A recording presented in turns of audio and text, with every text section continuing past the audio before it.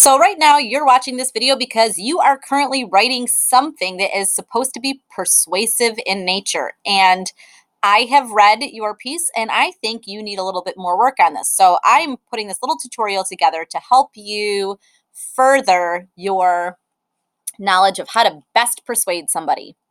Okay, there are a number of ways, and actually, some of this might be review, some of it might not, but here are some of the common persuasive techniques that people should be using in their writing. And the first one is pathos, okay? And that is where you're drawing on those emotions or those heartstrings, okay? You're putting something personal, you're playing up people's hopes or you're playing up people's fears, okay? So when you're thinking about your topic, how can you kind of appeal to my hopes, my dreams, my aspirations, or how can you play up like my biggest concerns or worries or fears? Okay. If that doesn't work, or if that doesn't seem to appeal to you, or you want to use a different one, using the big name strategy really does help. And that's where you're kind of referencing those maybe celebrities or people that are in power that I might know.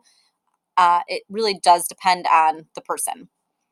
The logos, you absolutely need to have facts and statistics in your writing somewhere, okay? And only use the numbers that will benefit you, okay? But you need to have statistics, and I'm willing to bet you probably don't have any, and you need to think about that and how it can help persuade your argument to make it stronger.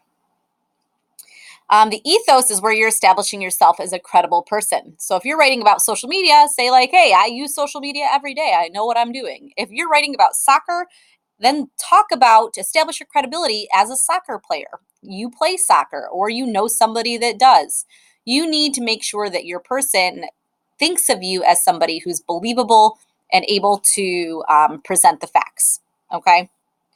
This last one is something that you've never heard of, and that's okay. And this is the Kyrios, I believe is how you say it. And it's this appeal to act in the moment.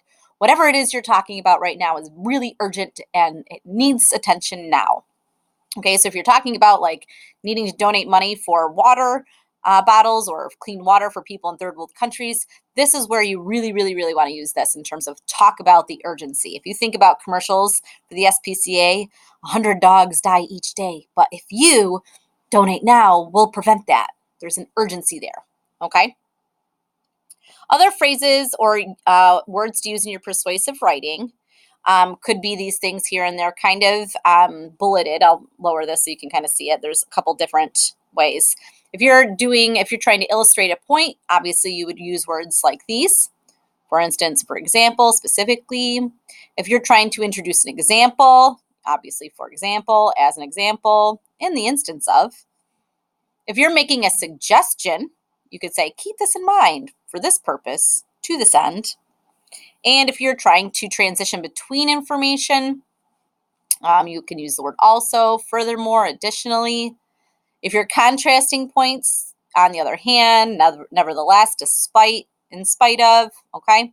And if you're summarizing, you can say, as a result, because of this, for this reason, due to, in short, all of those work. And I am going to put this in as a link so that you can click it and have access to these words. All right. Other handy phrases for persuasive writing. And I liked all of these. I really don't like the pronoun I. Okay. But you could say like one can be certain. One can be sure that you can see. Okay.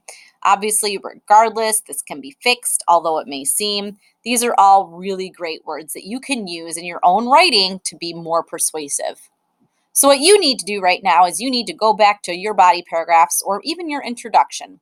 Think about what you're trying to convince me to do as a reader. If I'm reading your piece, what do you want me to do?